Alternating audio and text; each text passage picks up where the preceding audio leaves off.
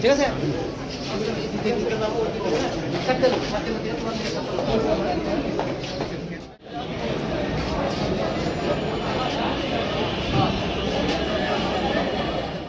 নারী ও শিশু নির্যাতন দমন ট্রাইব্যুনাল 4-এর বিজ্ঞ বিচারক সিনিয়র জেলা ও দায়রা জজ মুন্সি মোহাম্মদ মশিউর রহমান আজকে যে রায়টি প্রদান করেছেন তার সংক্ষিপ্ত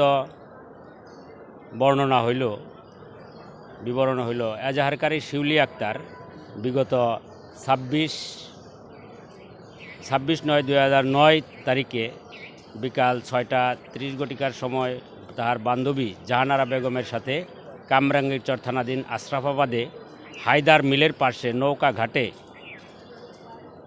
বেড়িবাঁধে বেড়াতে গিয়েছিল। এক পর্যায়ে তার বান্ধবী তাকে রেখে বাসায় চলে যায়।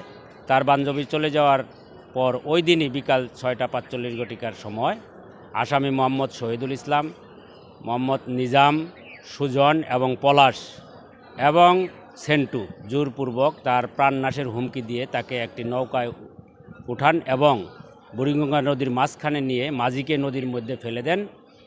নৌকার মধ্যে আসামিরা পালাক্রমে এজাহারকারী শিউলি আক্তারকে ভিকটিমকে সালাম কন্ট্রাক্টরের বাড়িতে একটি রুমের মধ্যে তালাবদ্ধ করে রাখেন।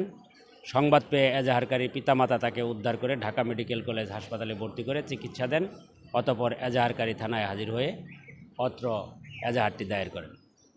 পরবর্তীতে আমরা রাষ্ট্রপক্ষ 8 জন সাক্ষীকে সাক্ষ্য দেই। প্রত্যেকটা সাক্ষী ঘটনার সত্যতা প্রমাণ করে গেছে।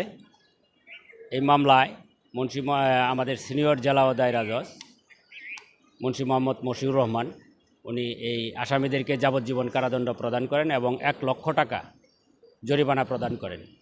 1 লক্ষ টাকা ডিসি ঢাকা মহোদয়কে উত্তোলনপূর্বক ভিকটিমের পরিবারকে দেওয়ার জন্য নির্দেশ প্রদান করেন এবং 1 লক্ষ টাকা দিতে না পারলে তাদেরকে আরও 1 বছরের সশ্রম কারাদণ্ড প্রদান করেন।